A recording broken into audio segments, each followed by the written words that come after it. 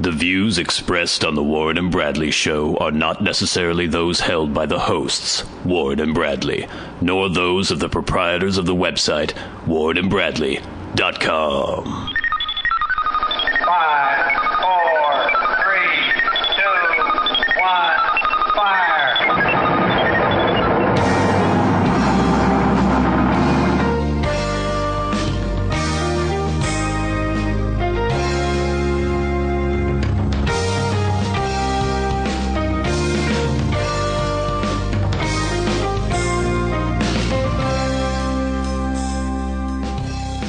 Let's make some magic.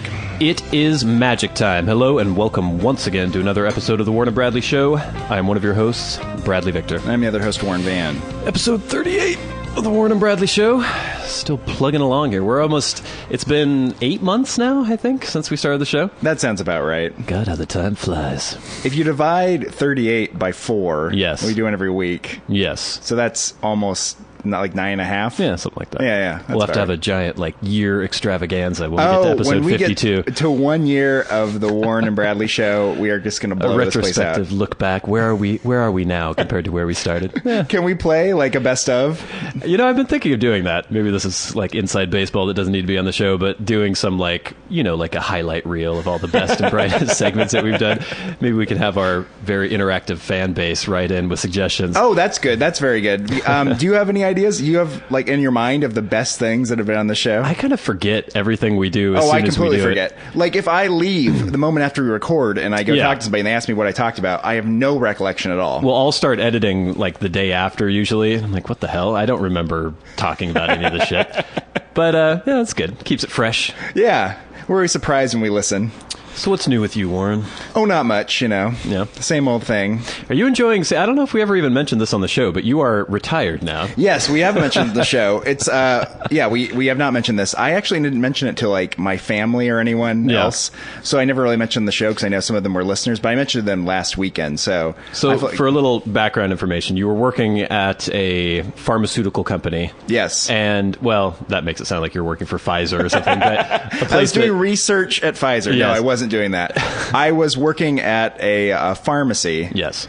And now I'm not. Yes. I decided to step away for a while and have some time off to relax. Which is insane for most people, I think, because I think most people live such on the edge of the cliff that just saying like, I'm going to take a few months off.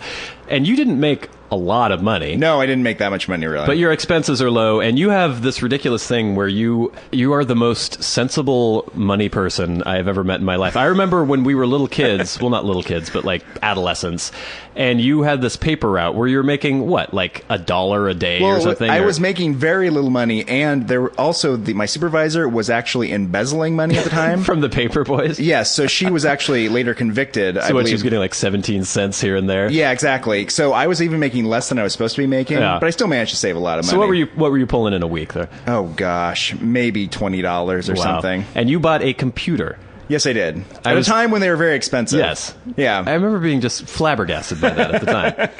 Of course, I don't think I had any real income. I guess I would work for my dad every once in a while, but... I did love the paper route, though. Yeah. Just the walking around, putting papers in boxes. I remember doing it with you a couple times. Oh, it's just a very peaceful, nice thing to do. The problem was, of course, the collecting. Yeah. And I grew up in sort of a neighborhood that was full of a bunch of deadbeats. Yeah. On the infamous north side of Bellingham. And so they would often stiff me. And because of the way... What was the recourse? Like, what could you do? That was the thing. Just stop delivering papers. It was a criminal organization, the way they did this. They would basically sell you the papers, the paper company would, and then demand you would pay a bill for it. Mm-hmm. So if you deliver paper to somebody's house, and they refuse to pay you, you still have to pay for their paper back to the newspaper. The paper boy was responsible. Yes. Jesus. It was terrible. You need to get like a Rocky Balboa kind of figure to follow along and break some legs. And you know what? I wasn't that really tough in that way or aggressive towards adults when I was 12. Yeah. So it was a very difficult situation. Well, that's when you need your mom or dad to come with you and like start, yeah. Of course, your dad was so mild-mannered, I can't really imagine. My dad actually used to drive me around in the morning when I do the paper route sometimes. Nice. Yeah, it was very lovely. And we go to have breakfast or something. It was a nice memory from my childhood. So anyway, you've been working for how long were you at the pharmaceutical place? Almost 5 years. And now you're about a month into your sabbatical now? Yes. And how are you enjoying the free it's very time? good. I'm just learning to relax more and more as the time goes on. You seem pretty relaxed already. So I feel pretty relaxed. I was kind of stressed out at the end there. I was feeling like I wouldn't have any free time to just relax and do my own thing. And now I have lots of time. I don't feel bad about it. I'm feeling good. So what does your own thing entail? What do you do all day? I do a little reading. Yeah. Maybe watch a movie. Yeah. Go for a walk. It's putter around in the garden. Yeah, I'm basically an old man. I'm an old soul, Go to the VFW and play some bingo. Yeah, I like to have a nice, relaxing day of just pottering around, doing not much of anything. And how does your girlfriend feel about your unemployed status right now? I think she was apprehensive at first. She was very worried. She thought that maybe I would become a bum or something instantly, but some of our other friends who are familiar with my lifestyle over the past years realize that I do occasionally take times off from work and I never end up on the street. So she was reassured by that. Yeah, if I didn't work for 3 months, I would be turning tricks in an alley within like several days, I think. Yeah. It works out great. I love it. So we talked about Carmageddon Part 2 during the last show. Oh, dear God. Oh, my God. Oh, that's one thing I did do this week was tow your car to the auto body shop. That was exciting. That was very exciting. I never towed a car like that before. This is the life. Most people, car breaks down, call AAA or whatever, tow to a service station.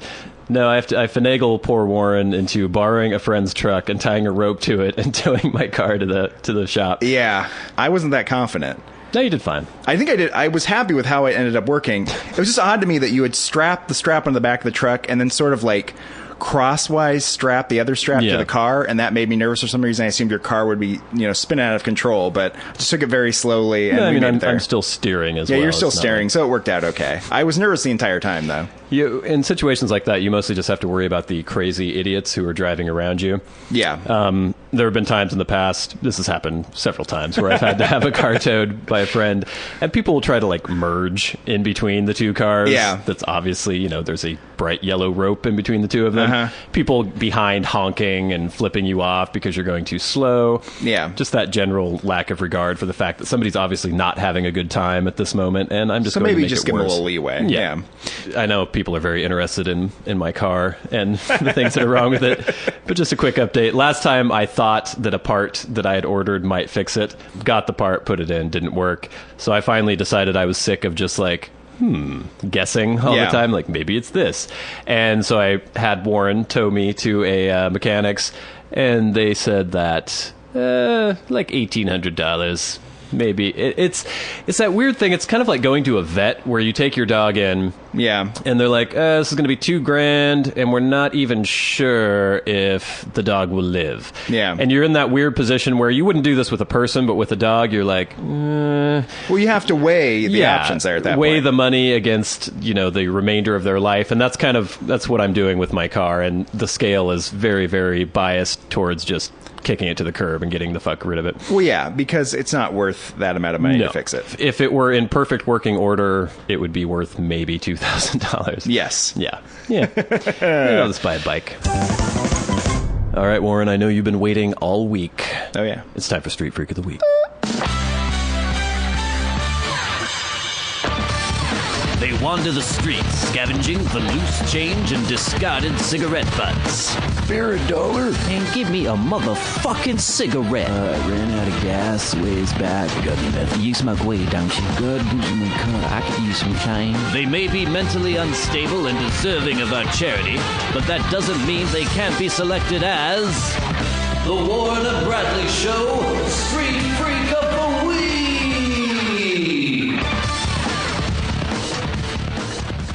Now, this is an interesting Street Freak of the Week because it sort of has a quotient of danger involved.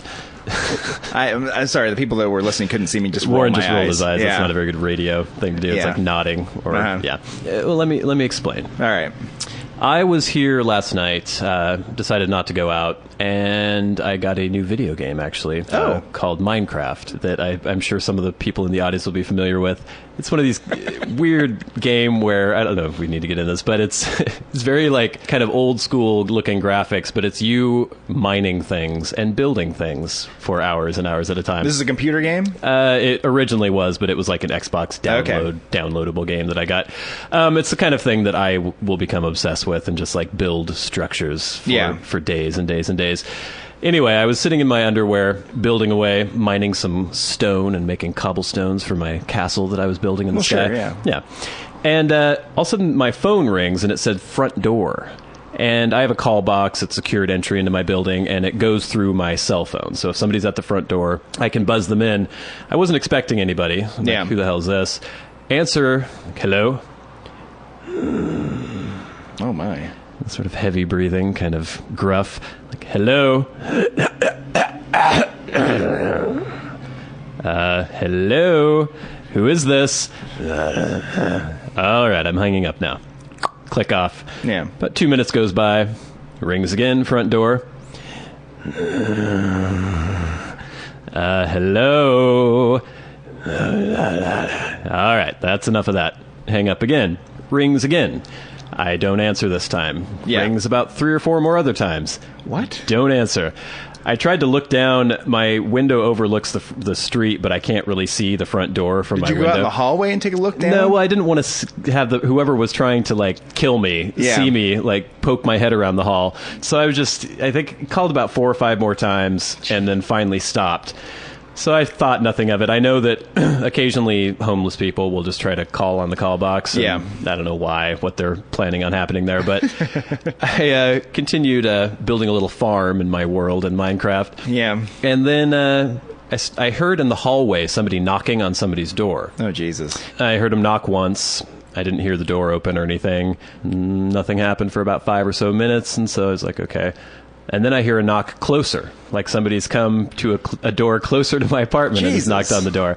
Like, okay, so somebody's just out in the hallway knocking on random doors and looking for something. Yeah. Finally, I hear somebody. I can tell somebody's right outside my door. Mm-hmm. There's a knock. And I just freeze and like pause my game and like don't make any noise. Because even if I don't think there's a crazy homeless people with an axe in my building, I usually just ignore anybody knocking on my door unless I know that somebody's coming over. My main method is just to freeze, drop to the floor, not make any movement or noise whatsoever, and then hope that they go away eventually. The other thing is you're also concerned, like you usually are, about hurting like a crazy person's feelings. So you don't want them to think maybe that you are in there ignoring them. You want them to actually think that maybe there's nobody home. Perhaps. Yeah. Or I just don't. I'm not a fan of the drop-in. And so no. Because as I said, well, I don't know if I said this, but I was in my underwear, just like drinking Dr. Pepper, playing Minecraft. So anyway, I froze, knocked a couple more times. I could just hear this like sort of mumbling coming from the hallway. I'm like, okay, I think they finally went away. I was thinking maybe I should check outside to see if there is some crazy homeless people running through the halls and maybe get rid of them. But who knows what that would have entailed. So about 30 or 40 minutes goes by, and I put some clothes on because I was going to go bring my garbage down to the garbage can. Oh, God. Open my door, ba-bam! Crazy homeless person standing right in my doorway. He had just been there. I don't know how long he had been there, or if he had left and come back, but I opened the door, and he's literally 6 inches away from me. Grizzled, scary homeless man with weird beard and, like, moldy teeth, and just grinning from ear to ear when I opened the door. I went, oh! And he went, I went, were you calling on my call box a little bit earlier? Okay, and he's blocking my doorway. I can't get out of the doorway. I keep asking him, what do you want? What's going on here? You don't live in this building, do you? And getting a little more aggressive with it. He does not say a word the entire time. Jesus. It's like he's like a zombie or something. I like the fact that the street freaks are coming to you now. Well, I know. It's like I don't even have to go out anymore, which is good because I don't have a car. Yeah. So basically, I had to push him away from my doorway so I could get out. I went, come with me. Like in a very stern way, and pointed my finger at him like I was scolding a dog. Yeah. He sort of acknowledged that I was in control of him somehow. Yeah. And I took him and forced him out of the back door, went downstairs with my garbage bags, put him out the back door, threw my garbage in the dumpster, and he was just there, like waiting expectantly. And I went, you go now. Go. Like a bad dog? Kind of. And he didn't. He just sort of stared at me for a while. Hey, go. And finally, it sort of, I don't know, it like filtered through the transom of his brain, and he sort of kind of shook his head a little bit and cleared his thoughts, and just without a word, turned around and trundled off. Oh, it's terrifying. Yeah. It's sort of like the first one of the many when they start descending on your apartment. If this is some horror movie and they become like zombies and they're just everywhere you look, you open the closet, there's another one. Yeah. They're engulfing the entire building. What do you think he was after? Weird thing is that he kept calling you. Yeah. Well, I'm assuming he was probably scrolling through other people's names too. Was there enough time for him to get to the other names in between? Yeah, I think maybe he tried me for a while because somebody had to have buzzed him in. Eventually somebody must have. Because I doubt if somebody just went in the front door, they wouldn't like, hey, hold the door open for him. He obviously didn't belong in the building. Yeah. So somebody must have buzzed him in at some point. Maybe he's like, Federal Express. Or pizza delivery or something. Like, I don't know. I mean, he didn't say anything to me, but I need to figure out who the fuck is buzzing these homeless people into my apartment building. Well, he buzzed you a bunch of times, and the fact that he just stood outside your door is weird, too. Yeah. Because it was a long time. And was he going to other people's doors and standing outside of theirs, or was he just completely focused on me? That's the thing that disturbs me. Yeah. And that's what I need to find out. You have some link with the vagrants. I'm sort of like Aquaman, where he can send out this sonar and all the fish come to him. Yeah. It's a less effective tool. I can't really think of a practical use for it, but no, if they make a new X-Men movie, they might bring you in. But I have a hard time seeing the scenario where they're going to like need you to employ your mutant abilities. There'll be a lot when they need human shields or things like that. Just send these homeless people around. We can't let normals be killed, Cyclops says. So they have you bring in the homeless, and they just stand in front of some Magneto's shot or something. So congratulations, Mr. Silent Zombie Homeless Man. You've been selected as the Warren and Bradley Show Street Freak of the Week. Congratulations. Our hats are off to you, Mr. Homeless Man, because you've been selected as the Warren and Bradley Show Street Freak of the Week.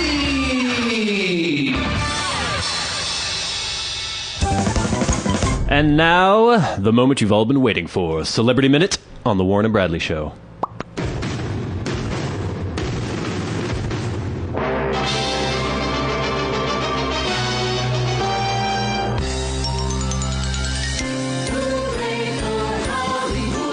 Celebrity Minute on the Warren and Bradley Show.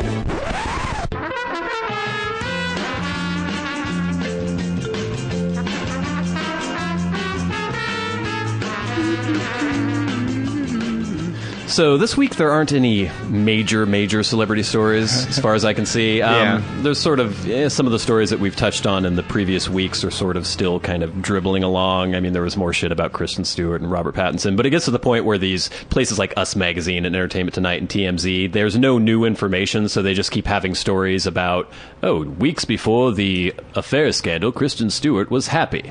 Like, okay, that sheds a lot of light on the whole. Well, I mean, Jennifer Aniston and Brad Pitt, we still are suffering the ramifications of that breakup. Oh, yeah. And it's been many years since that happened, yet we're still hearing about it. And anytime there's any news about Jennifer Aniston or Brad Pitt, we hear about that relationship and the destruction of that relationship. So, as your conscientious, I guess, reporter, celebrity correspondent for the Warren and Bradley Show, I was trying to weed through all the chaff that was out there. Managed to find a couple little stories here. The first one, Francesca Eastwood. I'm not sure what caused Lindsay Lohan's tantrum. This is Clint Eastwood's daughter, I assume? Clint Eastwood's daughter, who, as far as I know, hasn't done anything other than be Clint Eastwood's daughter. But now she's in this new E! series with her mother and sisters. Oh, that's right. I remember. I think we discussed this. Where her mother runs some production company or something. Yeah. And so they're trying to cash in on the Eastwood fame, even though he refuses to take part in it. And rightfully so. Thank God Clint is, I wouldn't imagine that Clint would be like the Bruce Jenner of this. No, Clint's Hollywood royalty. Yeah. He doesn't need to hang out with these lowlifes. But apparently his family. His young daughter Francesca, who I think is only like 19 or 20, was having a birthday celebration at Bootsy Bellows when had a little altercation with young Lindsay Lohan. Francesca was celebrating with around a dozen friends in a private area when Lindsay Lohan came over and started screaming that Francesca should leave, the source said. She was yelling, "I'm a star! She's a nobody! Get her out of here!" Oh. When you know that you're somebody that has so much scrutiny on you, and you know that everything you do is going to be judged and talked about in the tabloids later, why in the world would you ever behave in this fashion? Is it just completely lost control of your mind or what? It must be that you like the attention, I guess, right? Do you think? Because it makes it hard for you to even get work at that point. Well, it makes it hard for you to get work, but it keeps you in the headlines. And the other thing, it's like, she's just yelling at Clint's daughter because she's only famous because she's Clint's daughter? Maybe she didn't even know who she was, and she was in some like private section of the club that should. She didn't think she was famous enough to be in there. Apparently, and that it offended her. Well, somehow. She did say, "I'm a star and you're a nobody." Yeah, what? Which is a good point, but why would you care? I don't know. It's unimaginable. Can you imagine being so completely self-absorbed that you would? I can't imagine doing that. No, I can't either. I can't imagine trying to start the problem or the ramifications of the problem after I'd started it. It just seems like more trouble than it's worth. Yeah. So I think eventually security had to come and make her leave, and then as they were pulling out of the club, they almost hit a valet because of the aggressive driving. Another casualty in the war on normal people by celebrities. Sadly, there's part of me that kind of wishes she had hit the valet just so it would be more. Not for the valet. story. It'd be sad for the valet, No. but it would be great for our Celebrity Minute. Now, this story doesn't really involve anyone who anyone gives a shit about, but I just enjoyed the actual story. Escape attempt linked to Guy Fieri's Lamborghini. Authorities in Northern California say 2 suspects tried to break into a juvenile detention facility with a sledgehammer in an unsuccessful attempt to free a teenager accused of stealing a celebrity chef's Lamborghini.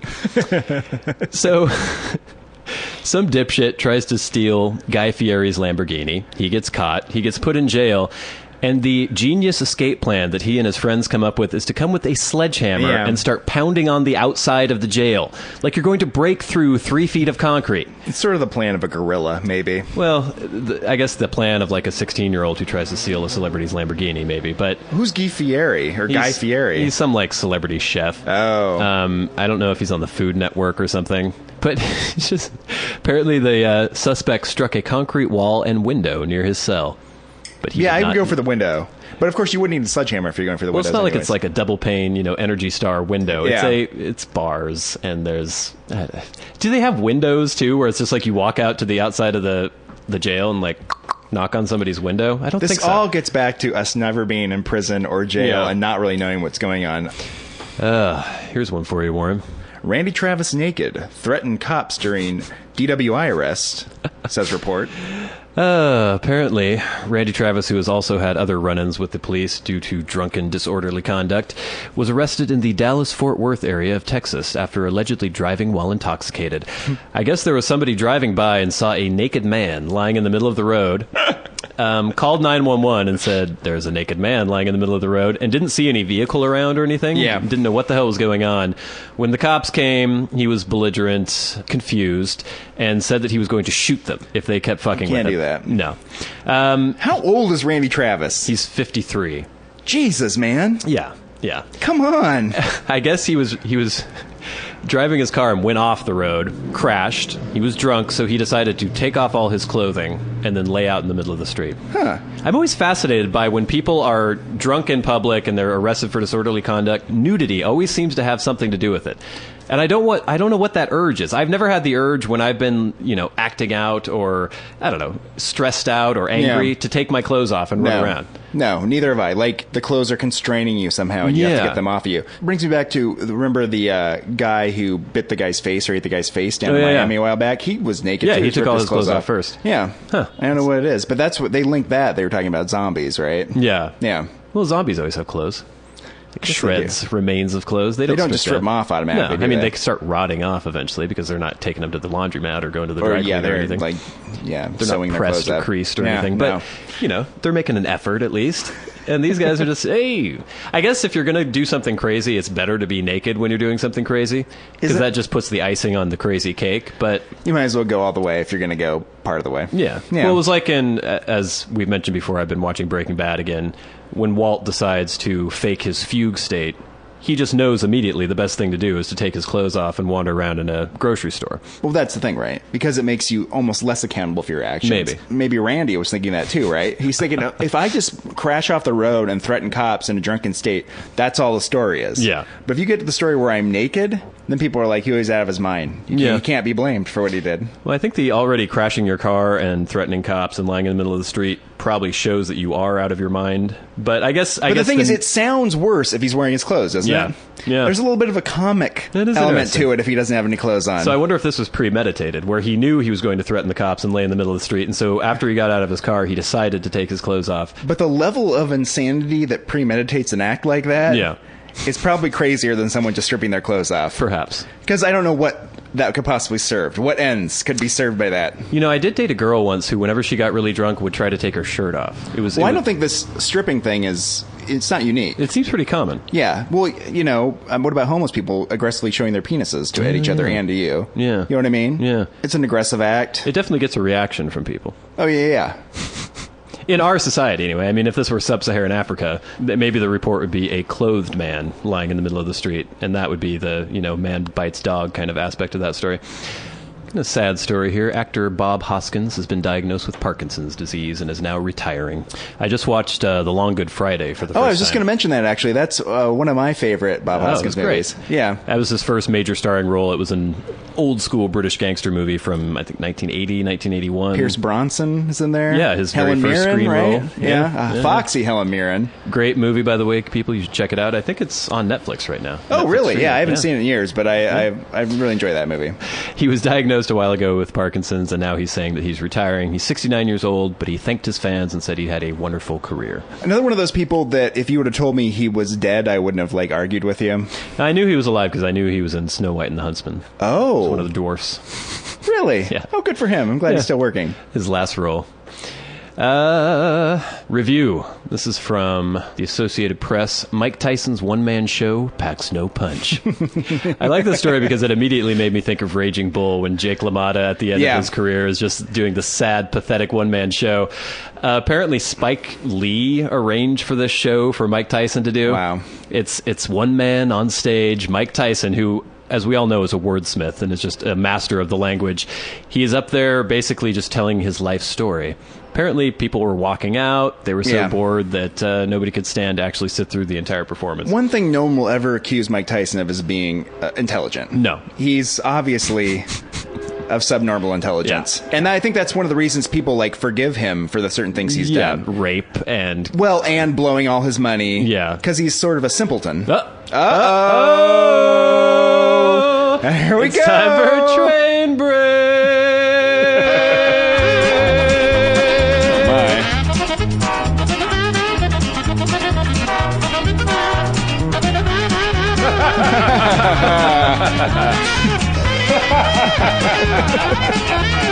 This is a train break. Really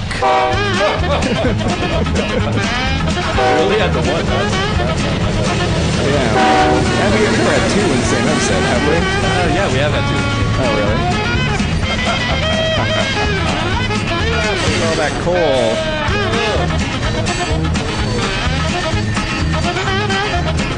Choice quotes by the translator.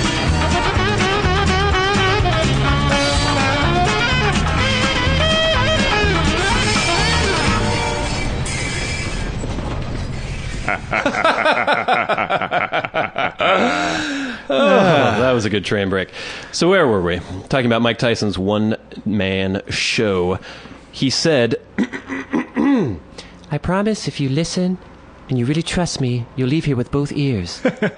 He's poking a little fun at himself. Mm-hmm. Tyson denied raping 18-year-old Rhode Island beauty queen Desiree Washington in the One-man show. show takes a dark turn. Said, I deserve to be punished for all the pain and humiliation I caused plenty of women, but I didn't deserve the punishment I got for this one. So, yeah, by all accounts, a sad display from Mike Tyson. I guess it was his new wife who kind of forced him into it, and then Spike Lee somehow had to become involved. I'm sure he is probably playing larger venues now, but eventually we'll get to the Jake LaMotta place where he's just in the back of in a small dressing room, reciting lines from On the Waterfront and going out there tragically being heckled by people. Well, from the Associated Press story, it says the theater was half empty and soon got emptier. Yep. And this has been Celebrity Minute on the Warren and Bradley Show. This has been Celebrity Minute on the Warren and Bradley Show.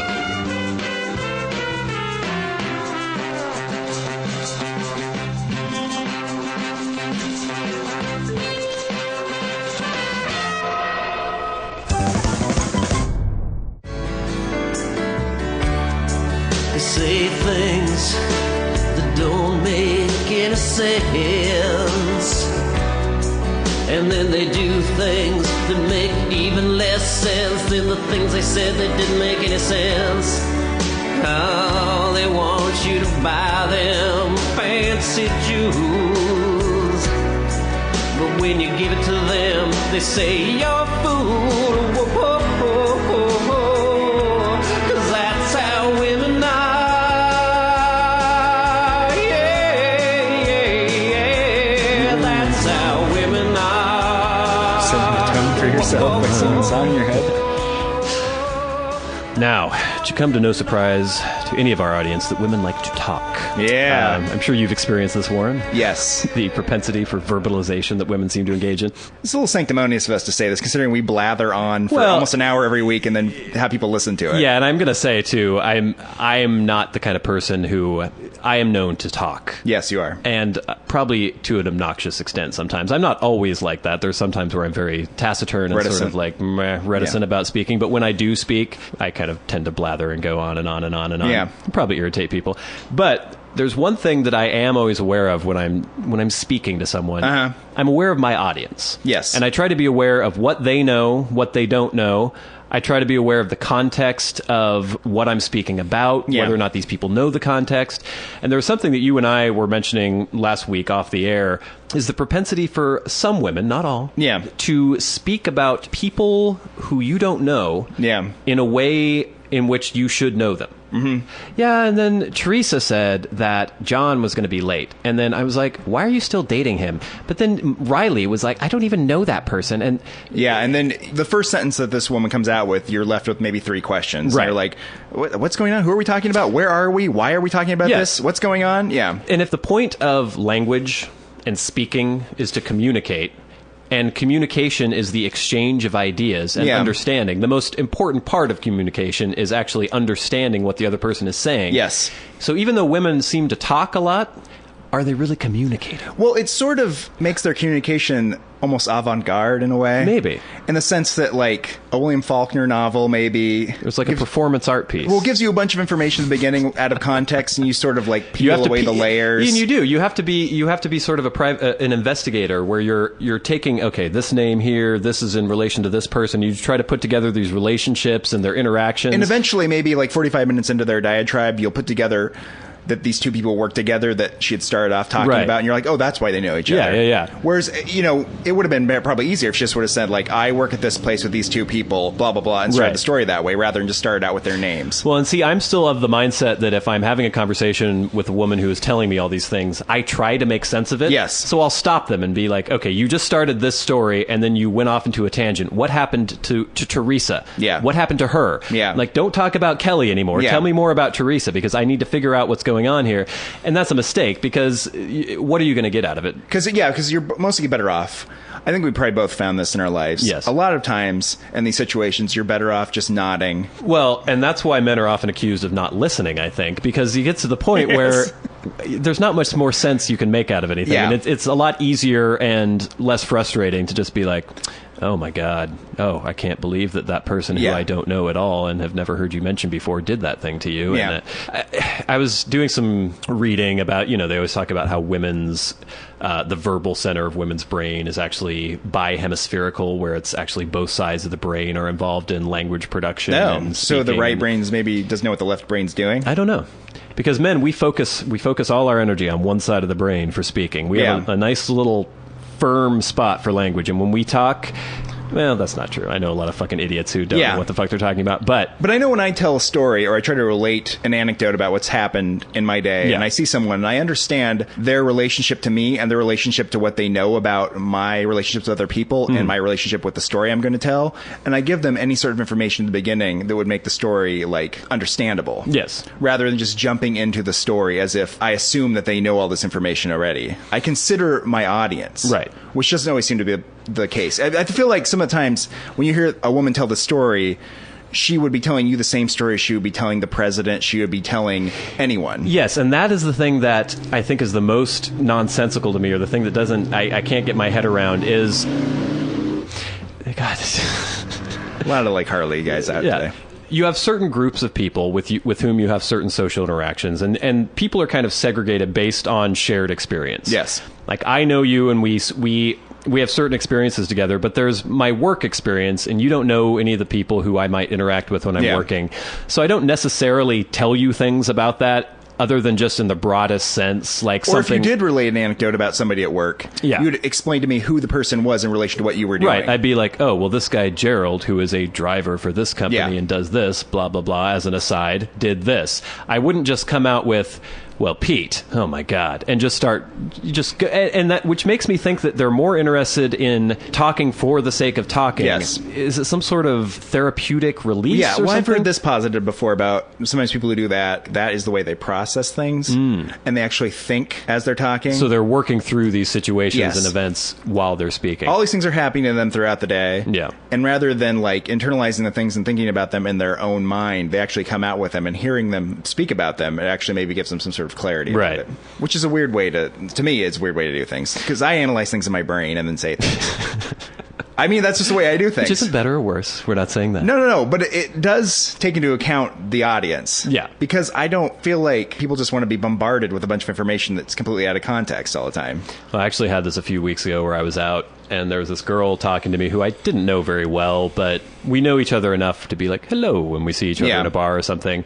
And she saw me up getting a drink at the bar. Oh, hello. And it was a little more enthusiastic about seeing me than I thought was warranted, because we're not really very good friends. Yeah. And it's like, oh, hello. And we started talking, and she started launching into the story immediately about somebody cheating on somebody. And she was using these names I had never heard, and then about something about these people's parents and all this interpersonal weird relationship stuff.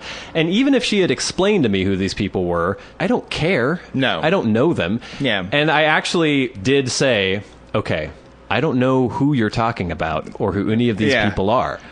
And she went, oh, and then just kept telling me the story. Because it's not that important. It's not speech used to communicate an idea or communicate information. It's speech used to like process the information herself. Do you have this with your girlfriend? Are you allowed to complain about this? She speaks perfectly all the time. Yeah, that's what I thought. Yeah. Did you get any fallout? This is as an aside. During last episode, you were saying how you wanted to date Ellen Page as well. No, it's weird that you mentioned that, though, because I actually listened to the show, and I did hear myself say that, and I was like, "Dope, that's odd." She didn't say anything about that. That's good. It makes me wonder if she listened to the show. She may not have listened. She probably doesn't. Yeah. Does she tell you she listens to the show? Sometimes. Sometimes she'll say she listens to a few minutes of it, and then she gets distracted and can't listen to the rest of it. So distracted and chatty. That's how women are. Exactly. Yeah, they like to put pretty purple panties on. And then they turn around and tell you that every little bit of thing you've ever done is always wrong. Well, they like to cry when they stub their little toe. But no, they don't cry when they tell you to go. No.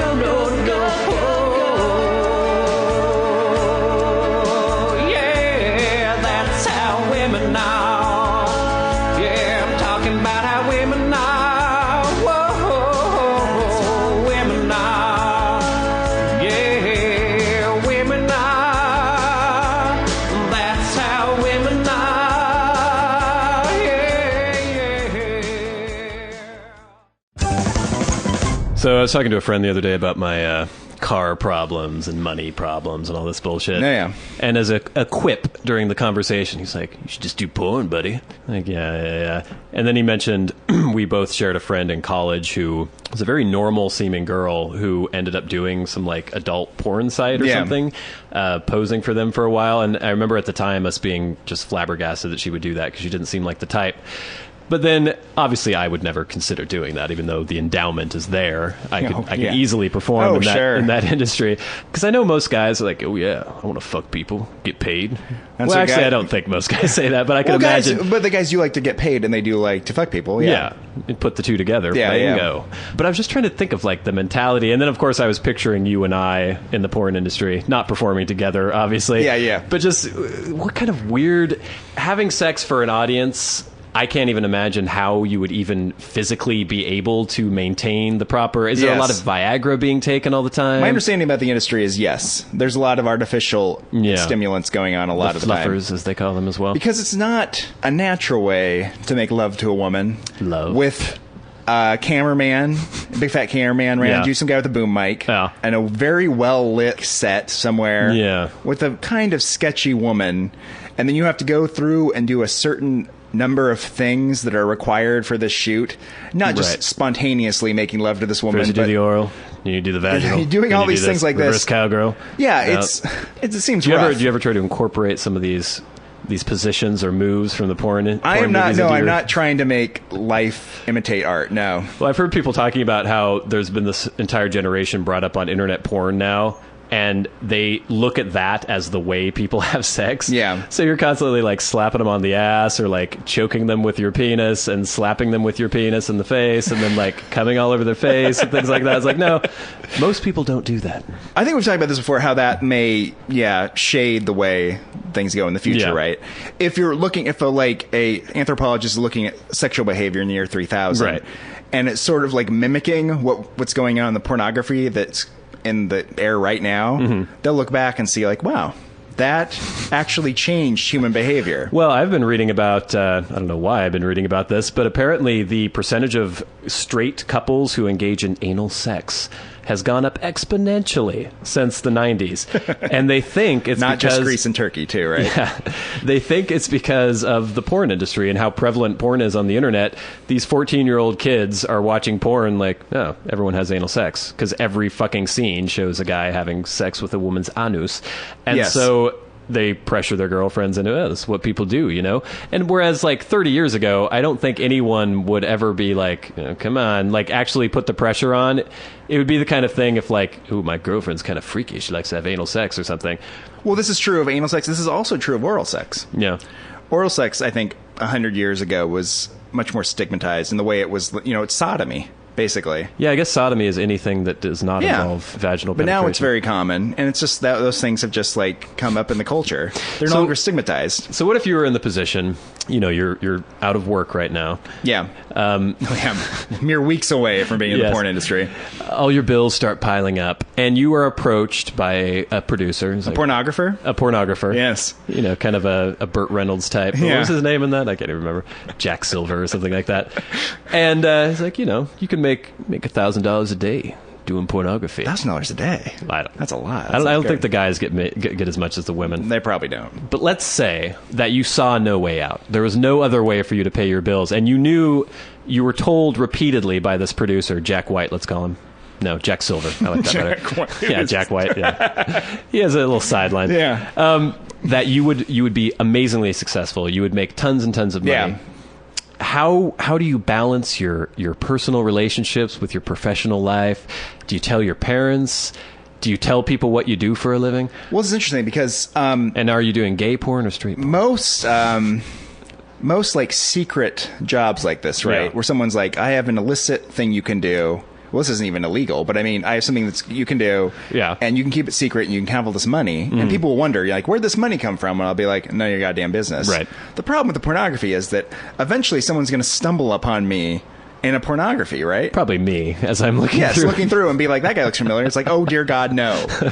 So you can't really keep it secret for very long. That would be my own little crying game, seeing you engaged in ungodly acts, be scrubbing myself with a Brillo pad in the shower if forever. You were watching some internet pornography like later this afternoon, and there I was on there doing something, what would the first thing you do be? Click off immediately. Click off immediately? Yes. Would you contact me? I would probably share the link with everyone else you knew first. Well, you probably assume it was just somebody that looked like me, right?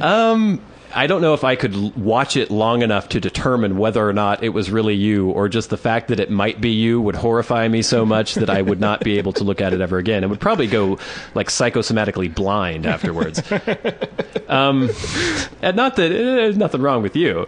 It's just I don't want to have that kind of knowledge. No. It was just...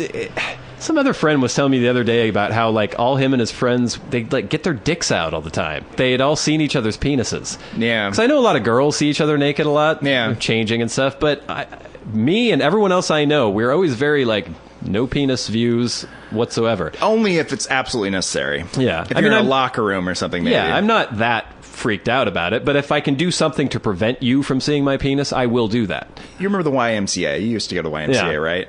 I was a member of the YMCA maybe a year ago. I go in there and change, and there'd always be a lot of big fat men just hanging out with their penises. They're the ones. Out. They're the ones who do that, and always really on display, like hanging out there, not like being shy about it at all, and hanging out there for a long time with their penises just hanging out. There's something about it that appealed to them, obviously. Like they must have felt constrained by clothing too, because they would just sit there in like a plastic chair by the shower, completely naked, just hanging out. Well, I remember when we used to go to the Y as little kids to go swimming. Yeah. And we would shower afterwards, but we'd just shower in our swim trunks. Yeah.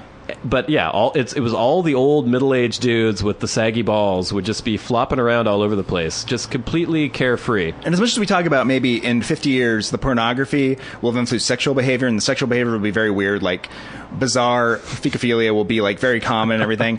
I think in 50 years, if a 20-something goes to the YMCA, there will not be a bunch of guys just hanging out in the locker room with their dicks out. I think it was the previous generation. The previous generation had to do it in gym class. Yeah. And they were like forced to do it, and they were forced to shower, and they were forced to be naked in the shower after gym, which our generation... Yeah, because we did not shower after gym class. Ever. No, because it was weird to do. Yeah. And you didn't want to be like showering with a bunch of guys. But it's funny because to me, it's not any sort of homophobic impulse or anything. It's just I don't feel comfortable with that. Yeah, neither But do you would I. think...